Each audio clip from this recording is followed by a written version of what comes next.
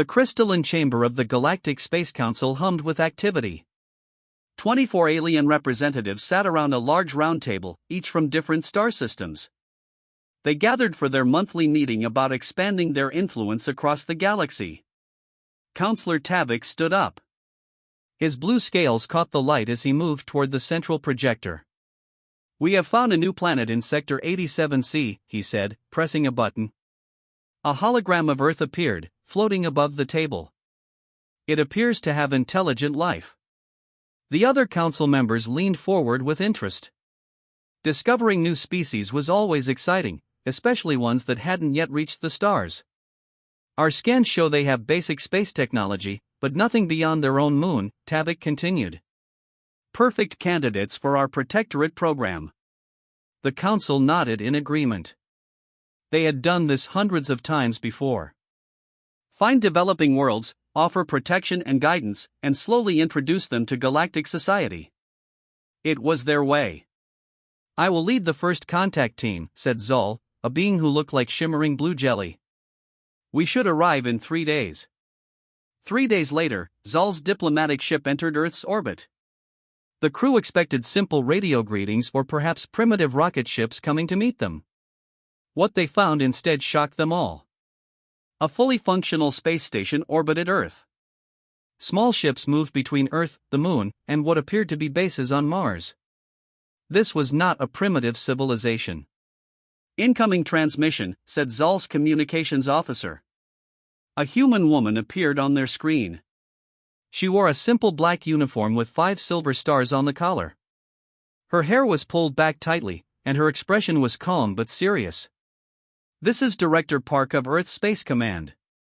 We welcome the Galactic Council representatives to our solar system. We've been expecting you." Zol's body rippled with surprise. "How did you know we were coming?" Director Park smiled slightly. "We've been monitoring your communication networks for quite some time. Your encryption is interesting, but not unbreakable." The aliens looked at each other in shock. Their quantum encryption was supposed to be impossible to crack. "We would like to invite your delegation to Earth," continued Director Park. "There's something we'd like to show you." 2 days later, 6 council representatives stood in a massive underground facility beneath the Pacific Ocean. The cavern was enormous, carved out of solid rock. In the center floated a strange ship unlike anything the aliens had ever seen. It was sleek and black, about 200 meters long. Its hull seemed to swallow light rather than reflect it. No visible engines, weapons, or even windows disrupted its smooth surface.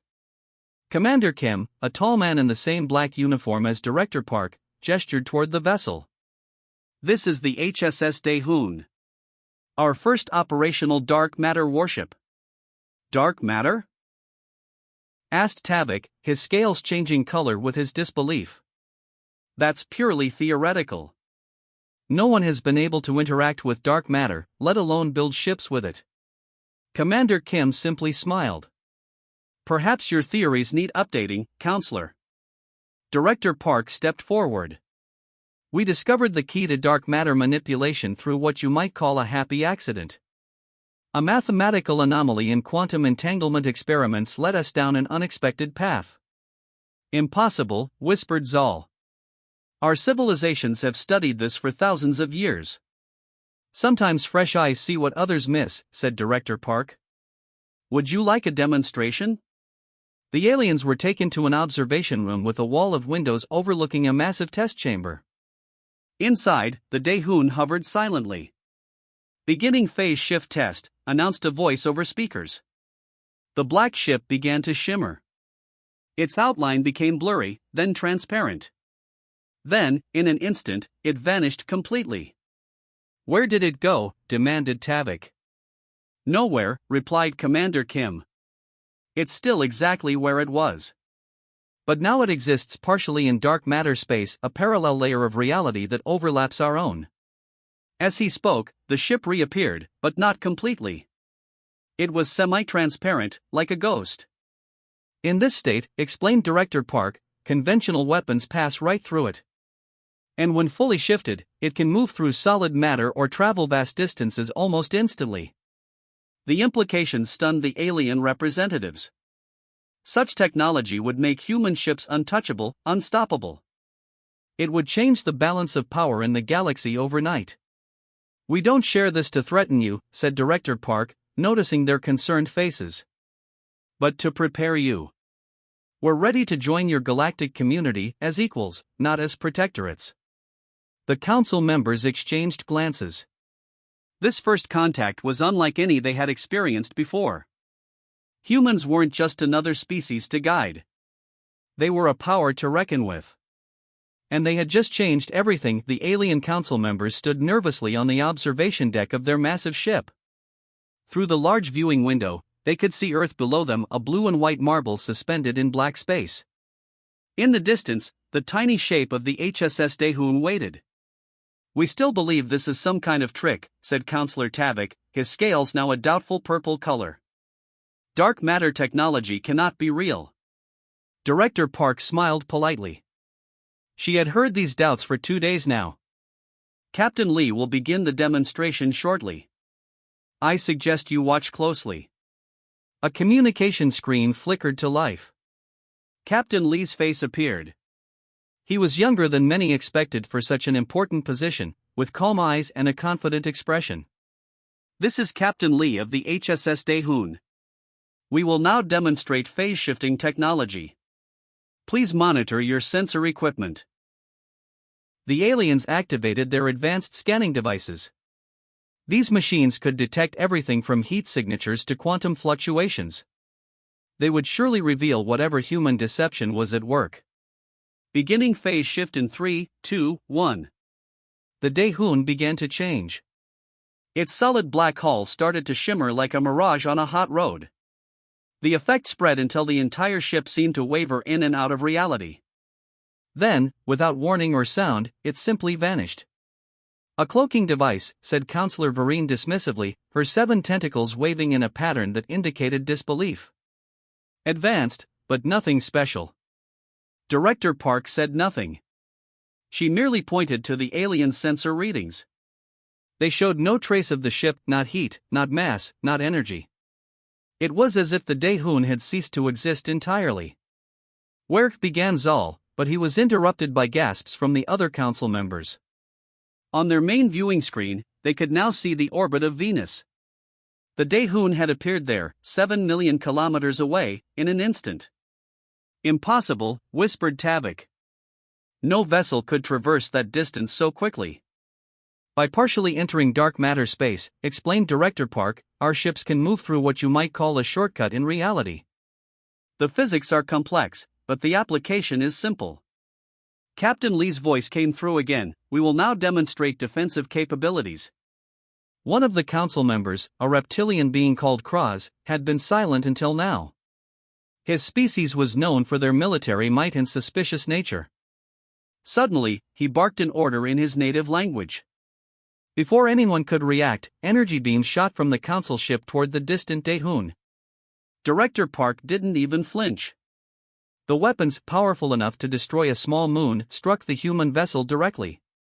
But instead of exploding, the Daehoon shimmered again.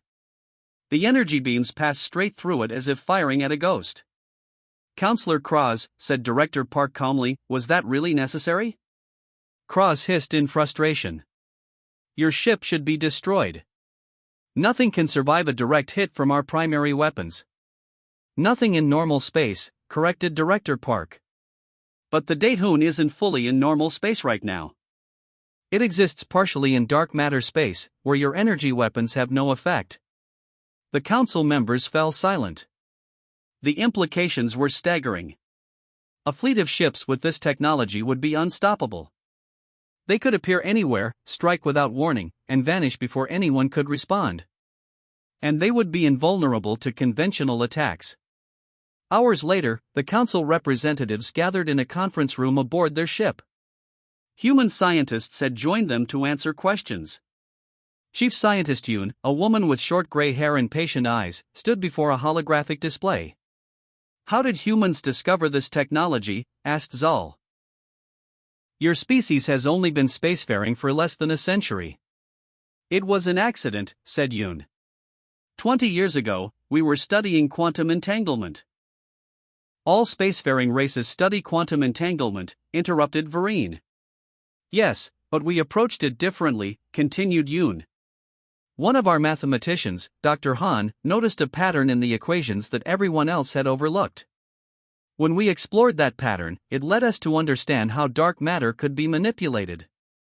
And you immediately built weapons, said Kraz, his voice full of accusation. We built ships, corrected Captain Lee, who had returned from the Daehoon. Ships that can also protect themselves. There's a difference. The tension in the room was thick. Some council members looked frightened, others angry, and a few seemed impressed. What do humans want from the Galactic Council? Asked Tavik finally. Director Park stepped forward.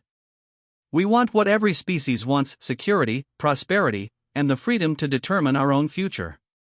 We're not looking to dominate or threaten anyone. But we will defend ourselves if necessary.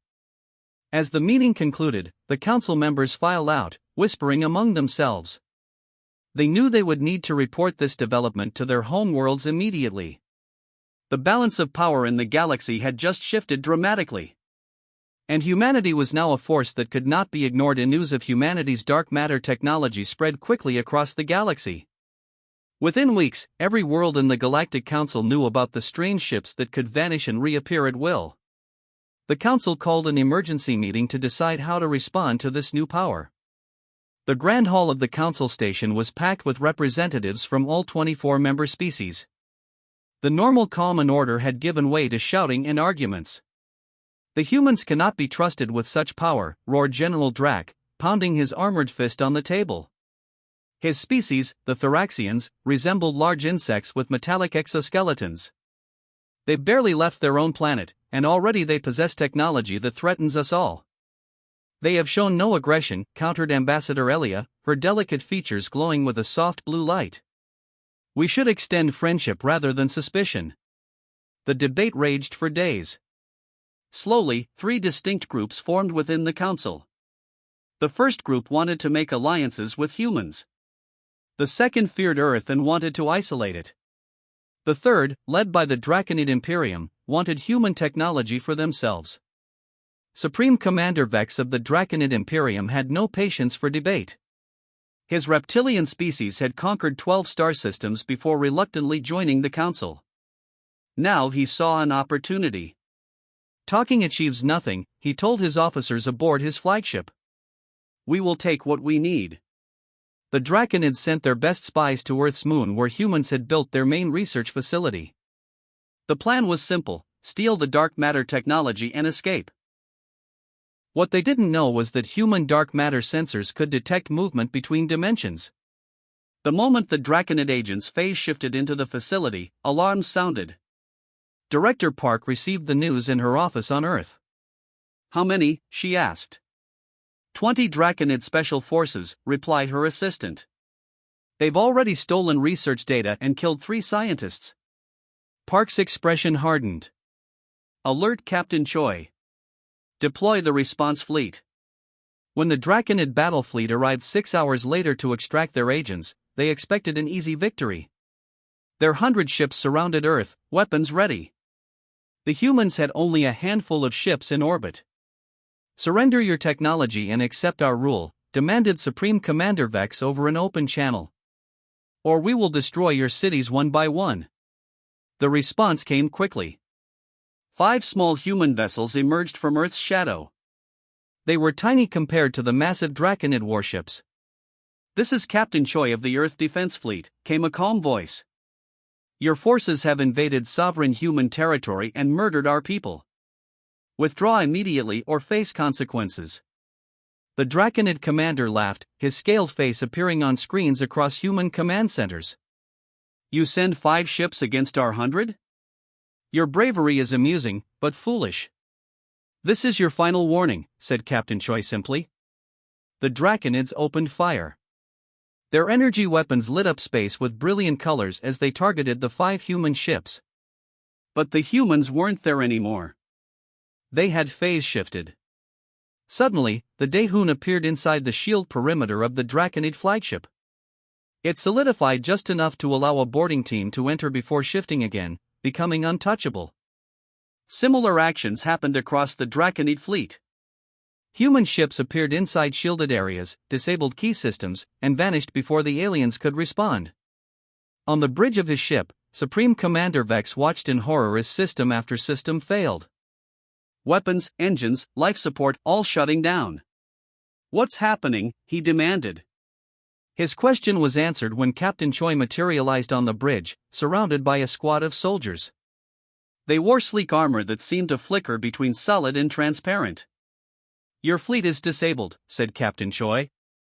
"Your invasion has failed." 20 minutes after it began, the battle was over. The mighty Draconid fleet floated powerless in Earth orbit. Not a single human ship had been destroyed, and not a single Draconid had been killed. Captain Choi's message was broadcast across all Council frequencies: humanity desires peaceful cooperation with all species, but we will defend ourselves if threatened. Remember what happened here today. The news shocked the galaxy.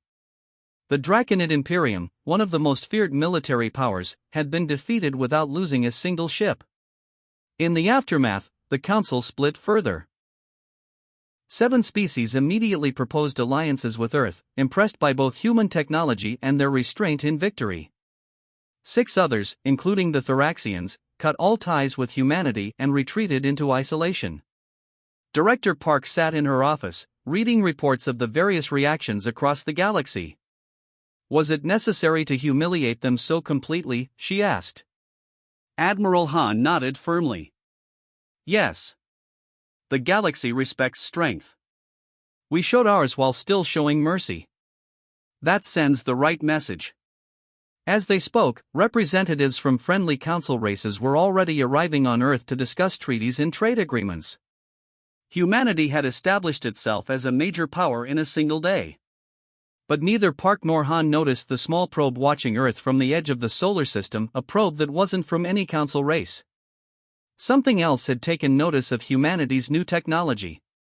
And it was coming. 6 months after the Draconid incident, strange reports began coming in from the outer worlds of Council space. Colony after colony went dark, with final transmissions describing strange energy readings and ghostly lights. Rescue ships found only empty settlements, with no signs of battle but no people either. The Council, which had spent months arguing about humanity, suddenly faced a new crisis. In desperation, they called an emergency session and formally invited Earth to attend. Director Park and Admiral Han traveled to the Council station aboard the HSS Daehoon. When they arrived, the usual political tensions were forgotten. Fear filled the chamber instead. 17 colonies have been attacked, explained Councillor Tavik, his scales a pale gray color of distress. Over 2 million people are missing. Our weapons seem useless against whatever this is. Admiral Han exchanged a knowing look with Director Park before speaking. Show us the sensor readings from the attacks. When the data appeared on the main screen, Director Park's expression grew grim. It's as we feared.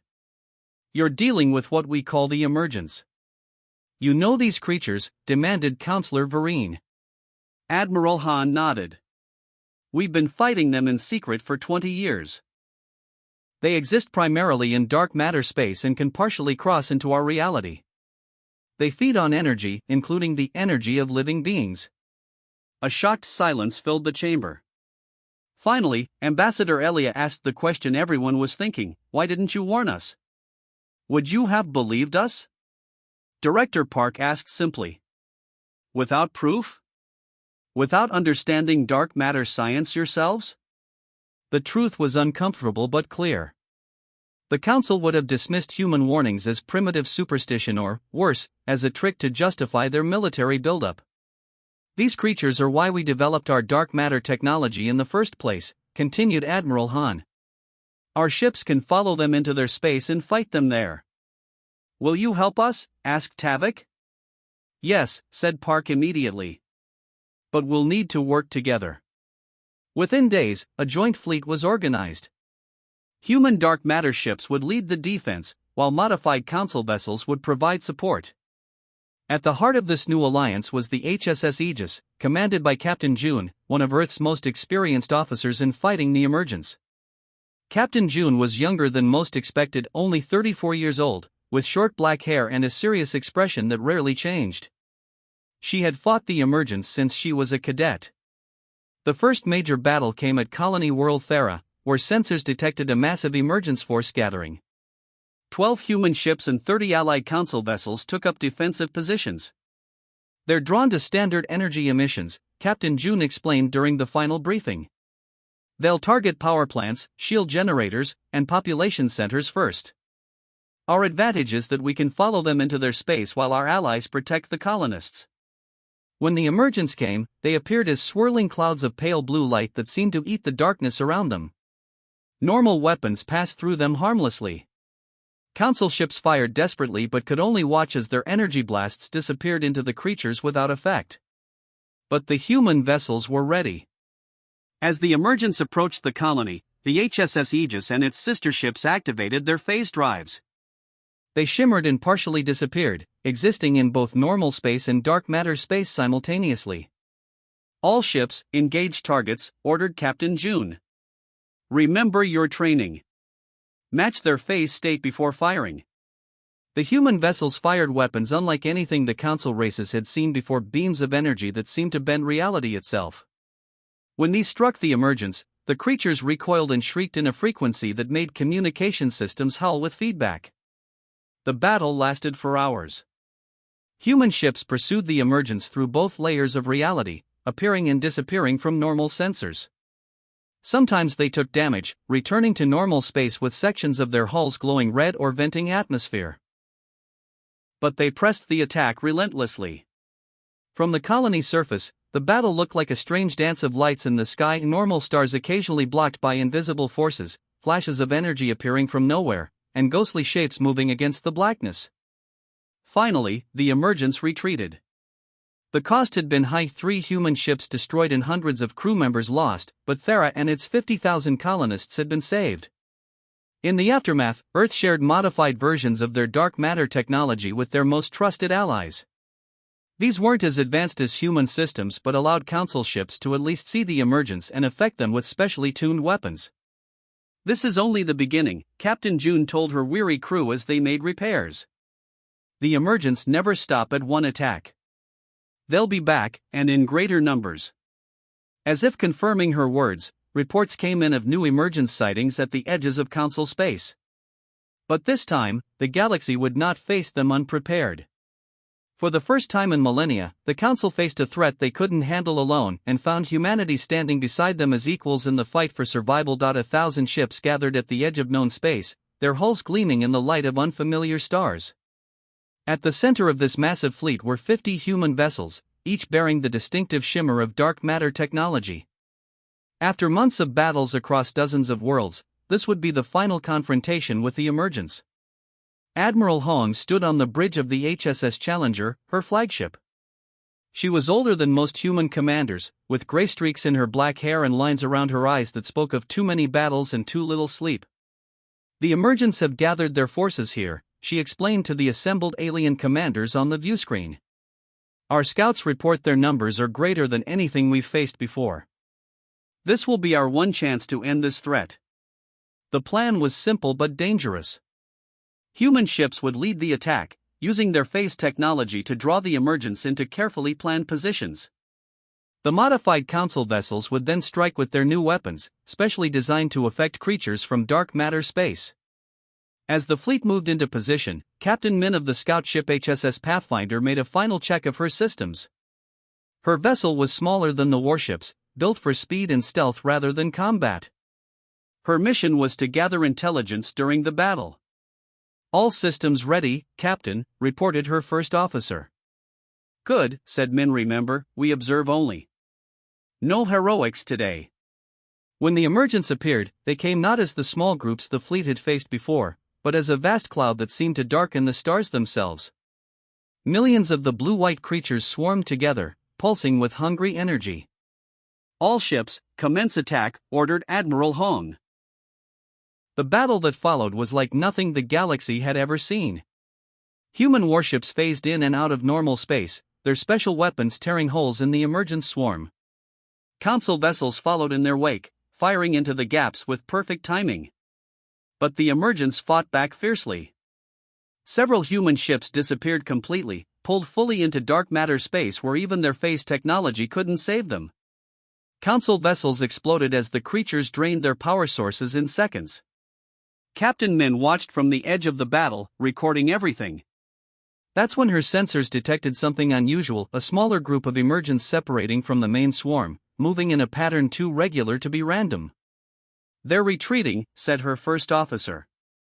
"No," Min replied, studying the readings. "That's not random flight. That's a formation. They're protecting something." Against orders, Min directed the Pathfinder to follow this group, shifting partially into dark matter space to track them. What she discovered changed everything. In the heart of the smaller swarm was a different kind of emergence entity, larger, more complex, and seemingly injured. The others were protecting it, like bees around a queen. "Get me a dark matter containment field," Min ordered.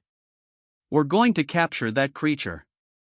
Using the Pathfinder's speed and stealth, they managed to separate the large entity from its protectors and trap it in a special containment field designed to hold dark matter beings. Back on the Pathfinder, the ship's linguists and scientists studied the captured entity. Using specialized equipment, they established rudimentary communication. What they learned stunned them all. "Admiral Hong," Captain Min reported urgently. "The emergents aren't invaders. They're refugees." According to the captured entity, a massive dark energy anomaly was consuming their realm, something they called the Void. They had fled into normal space simply trying to survive, not understanding that the energy they consumed was killing other beings. With this knowledge, Admiral Hong made the boldest decision of the war. She ordered her flagship to follow an emergence scout ship back through dark matter space to see this threat firsthand. What she witnessed was terrifying, a spreading darkness that consumed everything, including dark matter itself. When the combined fleet finally won the battle, it wasn't through destruction but communication. Using what they'd learned, humans helped the Council races establish contact with the emergence. Together, they identified uninhabited systems rich in energy where the emergence could feed without harming sentient beings. 1 year later, representatives from 26 species, the original Council races, humanity, and even a delegation of emergence entities in specially designed containment suits, gathered to sign the charter of the new Galactic Confederation. Director Park, now serving as Earth's High Representative, was the first to sign the document. "Together, we face challenges none of US could overcome alone," she declared. "Dark matter technology will be our foundation, but cooperation will be our strength." That evening, Admiral Hong met secretly with Director Park in a secure room beneath the new Confederation headquarters.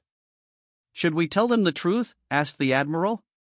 Director Park touched the small artifact hanging from her neck, an ancient device given to humanity centuries ago by mysterious visitors. The same visitors who had led humans to discover dark matter technology through carefully placed mathematical anomalies. "Not yet," she said quietly. "They're not ready to know that we didn't discover this technology by accident. Or that our benefactors warned us about something far worse than the void waiting beyond the edge of the galaxy." She looked out at the stars, where ships from a dozen worlds moved peacefully alongside emergence entities. "When the time comes to face the true threat, then we'll reveal everything. Until then, let them enjoy this peace. They've earned it." Outside, the first day of the new Galactic Confederation came to an end. A new order had begun, with humanity at its heart, protectors of a galaxy that would never be the same again.